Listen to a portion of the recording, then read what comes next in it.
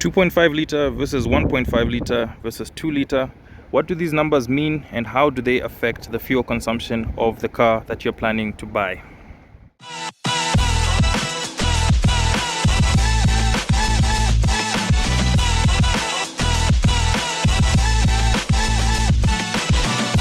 So one of the most important things that people look at when they're trying to buy a car for themselves is the fuel consumption of the car. And normally when you ask somebody what the fuel consumption of a car is, they will tell you it's a 1.5 liter, or it's a 2 liter, or it's a 2.5. Now that is a very wrong figure, because the numbers 1.5, 2.5 or 2 liter actually refers to the displacement of the engine. What I mean by the displacement is this is the total volume of air and fuel that the cylinders can contain.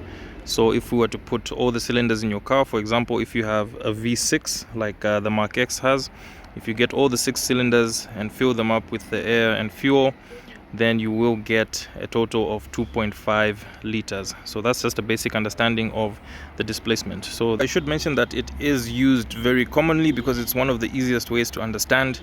Back in the day, it was very easy to say that a 1.5 liter had a better fuel consumption than a 2.5 liter, for example, because the technologies were pretty much not as advanced. But these days, you do get even a 2 liter or a 2.5 liter that can perform better in fuel consumption than a 1.5 liter engine. So it's no longer effective to just say that the smaller the engine, the better the fuel consumption, because today even bigger engines are able to get low consumption figures.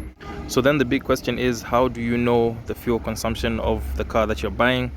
Well, the easiest way to do that is by a quick Google search. Most cars are available online. For example, this 2010 Mark X, if you just Googled the fuel consumption of a 2010 Mark X, then you will be able to see, and normally this is given as an average.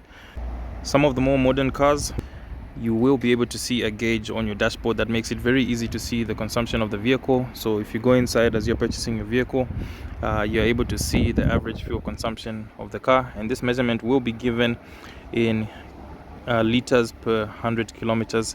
And for American vehicles, some of them will have it in miles per gallon. But on average, we get our cars from Japan, so they will come, and South Africa as well, so they will come with the rating in liters per 100 kilometers. Other cars will also have a gauge that's fitted that can give you a live data recording. I know a lot of BMWs have that feature where you can see the fuel consumption as you're driving. So just like I've explained, fuel consumption can change as you are driving your car, but when it comes to the displacement of your engine, like the 1.5 or the 2.5, that figure is normally fixed, and if you wanted to increase it, you would have to physically have your engine modified. Whereas for fuel consumption, it can change. For example, if you're driving and you don't change your engine oil, and things like your air filter gets dirty, it can affect your fuel consumption. If your Mark X is supposed to be giving you 10 liters to 100 kilometers and you don't take care of it, your oxygen sensor goes bad, you've got a misfire, things like that, you can have your fuel consumption become worse. So does having a smaller engine displacement mean that you are getting better fuel consumption? The answer to that is yes and no. So back in the day, you had to get an engine with a smaller engine displacement for you to be able to get better fuel consumption, and that was because there wasn't very much advancement in technology that could make bigger engines use less fuel. But in this day and age, you can get engines with a larger displacement. For example, this 2.5 liter Mark X being able to match the fuel consumption of a 1.5 liter, and this is done through different technologies like turbocharging. Also, just the engine management systems these days are much better with the tuning that is being done and the designs of the engines overall.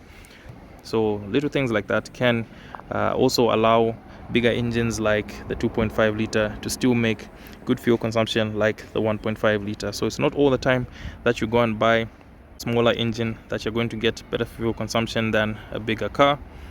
So now you know, next time your car dealer tells you what the fuel consumption is on your car, it's not the 2.5, it's going to be a reading with liters per 100 kilometers, and that's why it's easy for you to know how far you can go on how many liters of petrol or diesel you put in your car. Alright, that was just a quick video about the difference between the displacement of an engine or the size of an engine and the fuel consumption. So it's not always that if you have a small engine then your fuel consumption will be good. If you don't take care of your small engine, then still it could suffer bad fuel consumption as compared to a bigger engine that is well taken care of. If I left anything out, leave it in the comment section, and I'll see you guys on the next one.